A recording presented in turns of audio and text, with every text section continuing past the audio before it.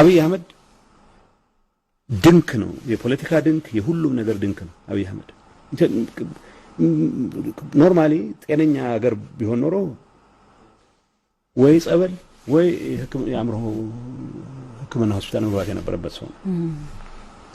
ይሄ ሰውዬ እሱ እናቱ በ7 አመቱ ነገረችኝ የሚለው ነግራው ይሁን አይሁን ነግረውት ይሁን አይሁን አላቅም ግን ህልም የሚያደናቅፈው ሌላ ሰው መስሎ አይታየው ህዋትም አይደለም የትግራይ ህዝብ ነው የሚያደናቅፈው በአካል የነገረን ነው ነግረሽ አማራ እኮ ልክ አስገባው ነበር ኦሮሞይትም አይደርስም እናንተ ናችሁ ታስቸግሩኝ ህዋትም አይደለም የትግራይ ህዝብ የሚያስቸግረኝ የሚል ሰው ነው እነኚህ ሰዎች ተሰባስበው ማፍረስ አለብን ያሉት ትግራይን የትግራይን